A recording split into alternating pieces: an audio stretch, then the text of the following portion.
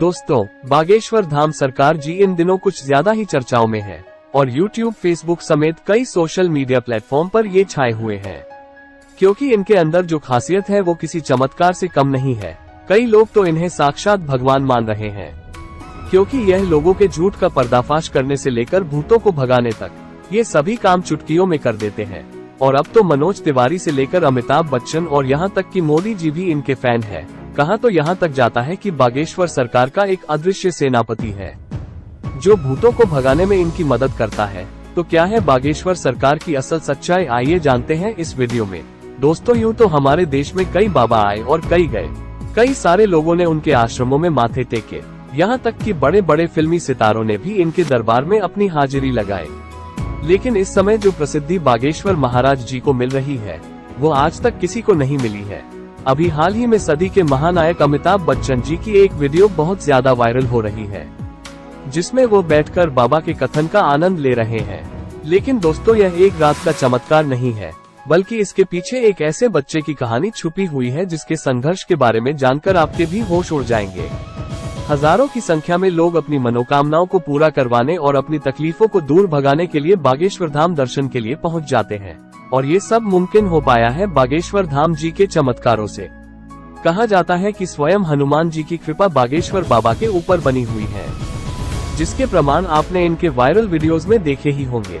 Stage पर आकर जब कोई अपनी परेशानी बताता है तो बागेश्वर महाराज उसे पहले से ही लिखे हुए पर्चे को पढ़ने के लिए कहते हैं, जिसे देखकर भक्तगण पूरी तरह से आश्चर्यचकित रह जाते हैं, क्योंकि उन्होंने अभी तक अपने दुखों को और परेशानी को बाबा को बताया भी नहीं था।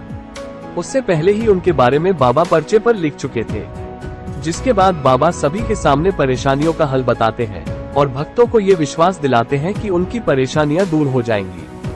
कुछ लोग वो होते हैं जिनके ऊपर किसी भूत प्रेत का साया होता है, लेकिन बाबा के सामने आते ही वो भूत प्रेत का साया भी चुटकियों में भाग जाता है, क्योंकि इनके ऊपर हनुमान जी की असीम कृपा है।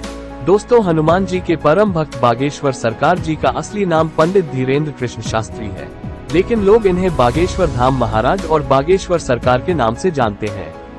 पंडित धीरेन्द्र कृष्ण शास्त्री जी का जन्म 6 जुलाई 1996 को मध्य प्रदेश के छतरपुर जिले के छोटे से गांव में हुआ था।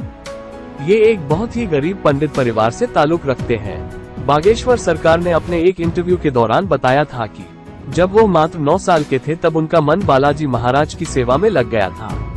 इन्हें हनुमान जी की भक्ति और उनके प्रेम के सिवा कुछ भी नजर नहीं आता था।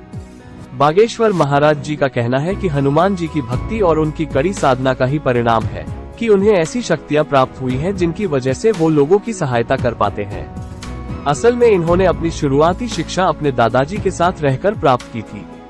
कहा जाता है कि इनके दादाजी भी अपने समय के बहुत बड़े विद्वान शास्त्री हुआ करते थे।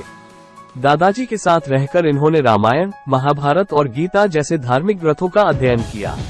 लेकिन अगर इनकी शिक्षा की बात की जाए तो 12वीं पास करने के बाद उन्होंने बैचलर ऑफ आर्ट से अपना ग्रेजुएशन भी पूरा किया। यानी कि हनुमान जी के असीम कृपा के साथ साथ बागेश्वर सरकार के पास डिग्री भी है। धीरेन्द्र कृष्ण अपने दादाजी की तरह बालाजी महाराज की सेवा करने लग गए थे। इनके घर के पास बालाजी यानी कि हनुमान जी का एक प्राचीन मंदिर भी है, जहां पहले इनके दादाजी दरबार लगाया करते थे। लेकिन उनकी मृत्यु के बाद दरबार कई सालों तक खाली रहने लगा। लेकिन धीरेन्द्र कृष्ण शास्त्री ने हनुमान जी की सेवा करनी नहीं छोड़ी और वो लगातार बालाजी के नाम का ध्यान करने लगे। लंबे समय तक ध्यान में लीन रहने के बाद इनके ऊपर बालाजी और उनके स्वर्गीय दादाजी ने अपनी कृपा दिखाई और अचानक से ही उन्हें असीम शक्तियों का एहसास होने लगा। उन्हें महसूस हो रहा था कि वो लोगों की मन की बातों को समझ सकते हैं, वे क्या चाहते हैं, उनके दिमाग में क्या चल रहा है, ये सारी बातें बिना कुछ कहे ये समझ जाते थे और उनका निवारण भी बताते थे। अपनी इन शक्तियों का इस्तेमाल करके इन्होंने लोगों के कष्टों को दूर करना शुरू कर दिया। लोग जब इनके पास अपनी समस्या लेकर आते थे तो ये पहले से ही उनके मन की बात समझकर उन्हें समस्या का समाधान बता देते थे। धीरे धीरे शास्त्री जी को समझ में आ गया कि उनके अंदर उनके दादाजी की तरह दिव्य शक्तियां मौजूद है। तब जाकर उन्होंने अपना दरबार लगाना शुरू किया और यहीं से धीरेन्द्र कृष्ण शास्त्री बागेश्वर धाम सरकार के नाम से फेमस होने लगे। कुछ लोग तो इन्हें साक्षात भगवान का दर्जा देते हैं। हालांकि कुछ महिलाएं ऐसी भी हैं जो बागेश्वर धाम सरकार की खूबसूरती को देखकर उनके ऊपर अपना दिल हार बैठती है और उनकी बातें सुनने और उन्हें एक नजर देखने के लिए उनके धाम पहुंच जाती है। लेकिन अपने सख्त मिजाज के लिए मशहूर बागेश्वर महाराज जी का ध्यान इस तरह की चीजों पर बिल्कुल भी नहीं जाता। वैसे दोस्तों, हमारे देश में जहां बाबाओं और तांत्रिकों की छवि इतनी ज्यादा खराब हो गई है, जिनमें से आधे से ज्यादा तो जेल की हवा खा रहे हैं। वैसे दोस्तों, इनके बारे में एक बात बहुत ज्यादा प्रचलित है, वो ये कि इनका एक सेनापति भी है जो किसी को दिखाई नहीं देता। वह सेनापति बागेश्वर धाम सरकार की रहस्यमय तरीके से मदद करता है। हालांकि यह बात कितनी सच्ची है और कितनी झूठी यह तो कोई नहीं जानता, लेकिन बागेश्वर महाराज के भक्तों का मानना है कि बाबा के पास कोई न कोई रहस्यमय शक्ति जरूर है, जिसकी सहायता से वो भूत प्रेतों को डराकर भगा देते हैं। और भक्तों का ये कहना है कि जिस किसी का भी भूत बाबा ने भगाया है, उसे आज तक कोई परेशानी नहीं हुई है। तभी तो इनके दरबार में लाखों लोग आते हैं।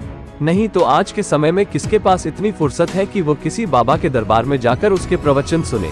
तो दोस्तों, आज के लिए सिर्फ इतना ही। जाने से पहले वीडियो को लाइक शेयर जरूर करें और ऐसी और वीडियो के लिए चैनल को सब्सक्राइब कर लें। धन्यवाद।